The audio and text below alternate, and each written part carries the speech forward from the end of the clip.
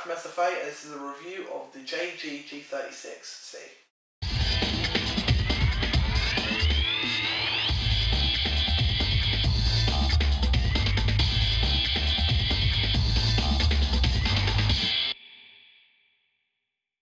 So yes guys, this gun is not mine, this is my dad's gun. He bought this recently, second hand. It's only ever been used once before. It's in perfect nick pretty much, and it is a really nice weapon. But did not come with the grip pod, did not come with it. This grip pod I did put on it just to make the review a bit easier so you can see it a bit better. Now I haven't got the box, this gun didn't come in a box, it came in a gun bag pretty much. So what it would have come with, a standard ungemming rod and cleaning rod. Would have come with a G36, 450, 470, whatever, high capacity winding mag. Like so. Like that. And that's about it. I do not think this gun has a battery and a charger, but if it does, then please do some research and you'll find out. I don't know 100% sure. And the battery we have got right here, which I'll demonstrate how to put in the gun, is a 1400 mAh 7-cell battery made by VP Racing Batteries. So it's pretty much a radio control car battery, but it works fine and it's a really nice battery. Anyway, again, the externals of the gun. This gun is made pretty much on the full plastic, like the real steel G36s.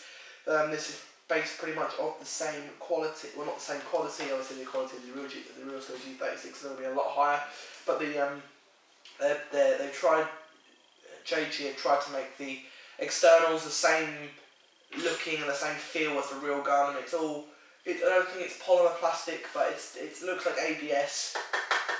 It does feel a bit. The handguard does feel slightly cheap. I might go for a bit. I might tell Dad to go and buy a bit better. The stocks looks like the SRC G36 stock.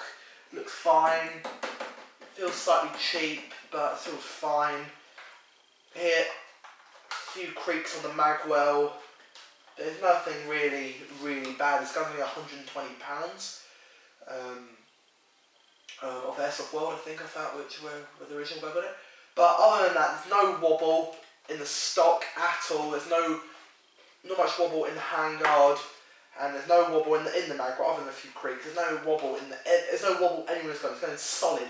Solid. Most G36s are. They are literally the workhorses of the Airsoft world. Well, that's what I think. And they are great. So yeah, I'm going to start from the front of the gun and I'm going to work my way down to the back of the external features. At the front here you have a standard G36 flash hider. Get it off. It's an anti-clockwise thread to get it off. Or anti-clockwise thread. It's pretty much standard. It's fine, full metal. Really nice metal, if I can just show you.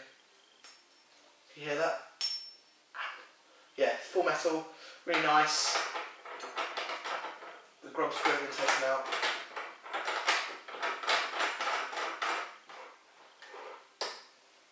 And here the handguard is obviously ABS plastic, as I just demonstrated. You have the real steel, well, you have the replica real steel vents here, which will make gas get released in the real gun from when it would have been shot. And here you have the rail system, which is full RAS rail system. It does come with this. It's all been numbered quite nicely, and it's really nice. Not too cheap, kind of textured-y, grippy. It's plasticky. It's not just smooth plastic. It's got a bit of grip on there for when you do hold the handguard like so. You've got a bit of grip on there. It's not just going to go whoa and slip over. But I would still recommend putting a hand on there. Hand grip, forward grip on there. The only downside to G36s with the hand grip is that the front wrist rail does not go all the way to the back. That's the only problem. And also you do have a few other vents down the bottom there as well. So yeah, this is full metal as well. These RS rails on here, all full metal, and the handguard is full plastic. And you also have another under rail here, which is also full metal. Working down, you have the charging handle. Charging handle. It's a weird charging handle. It doesn't feel right for some reason. And when you put it in, it just doesn't move at all. Sounds quite weird. You put it down, and it reveals a hop up. It's a black hop up. It looks like I actually felt the hop up. And also a little trick you can make: just push it back, and it just goes back enough where you can just hold it in place. And now, there's a plastic hop-up wheel in there, not like the SRC G36 because they have a metal silver hop-up wheel, but this you get a black plastic hop-up wheel inside.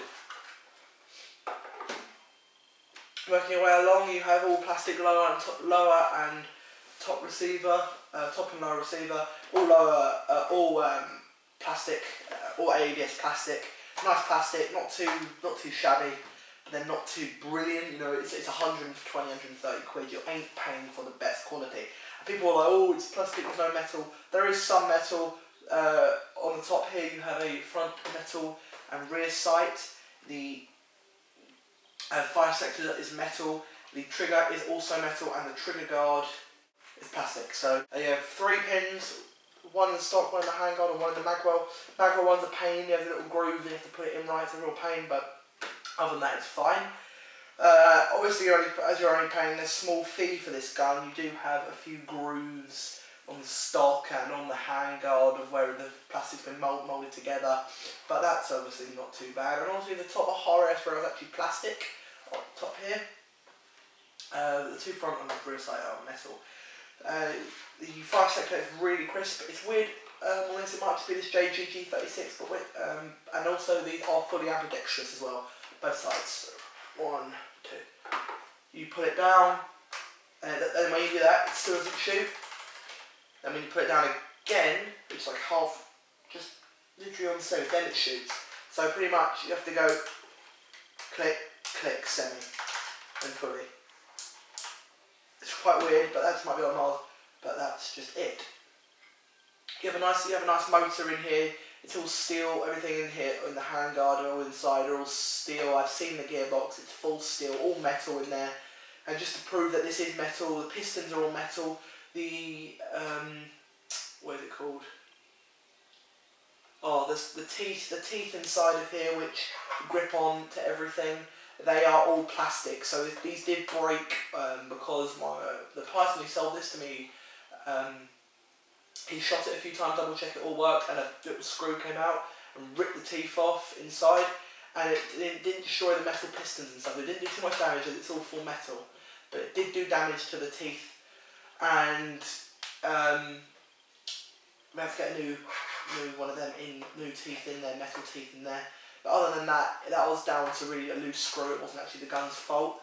But now it's working perfectly and shoots like a dream.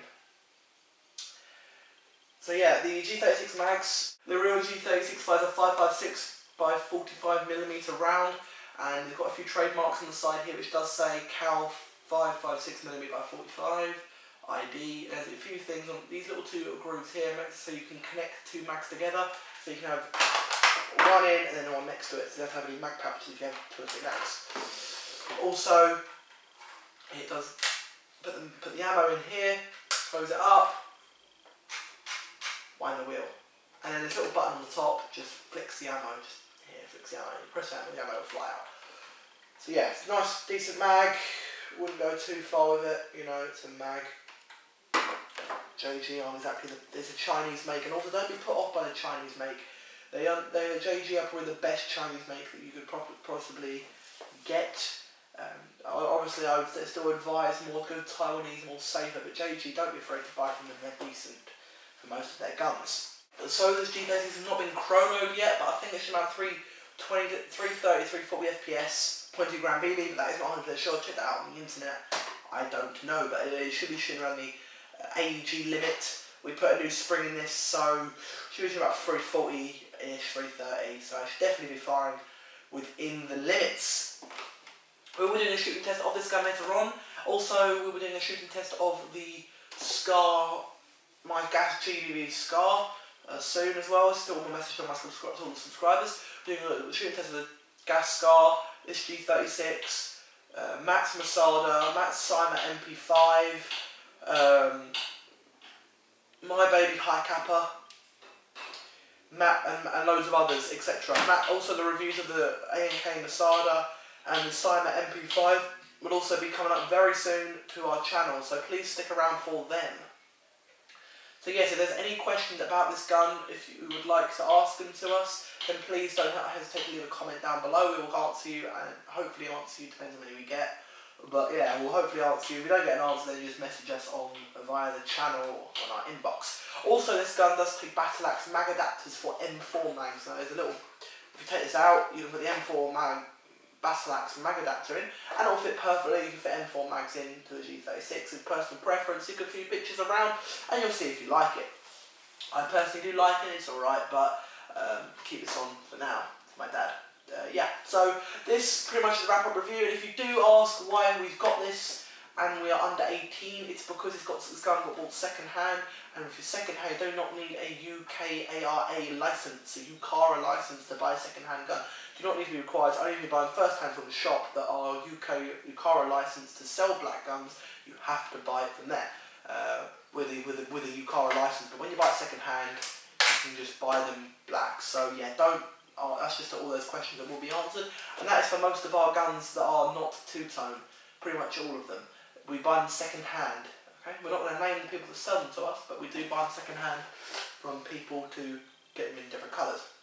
So yes, if you, once again, before I do go, one thing I thought to mention is sling mounts. There's one sling mount at the back of the stock here, little O, which I would not trust. I would preferably use this one here. Sling mount here, just on the side, on the left hand side of the gun here, and you also have two sling mounts at the front here. This gun is pretty much fully ambidextrous other than the sling mount, but that's because the stock folds and it would be a bit awkward. Oh yeah, I did forget to mention that the stock does fold in, click it in place, and it's so strong it will hold the gun up itself. It's really good stock and it holds it properly. Have to pull it up. There we go, and it comes out. Such a strong stock. So yeah, this gun pretty much is pretty ambidextrous, and also everything's ambidextrous on this gun pretty much. So yes guys, thanks again for watching. Please comment, rate, like and subscribe, and please show your support if you did like this video. If you would like any questions, like I said, please comment down below. Thanks for watching another SFA video. I've been Matt L from SFA, and I hope you like this video. Yeah, goodbye. Au revoir.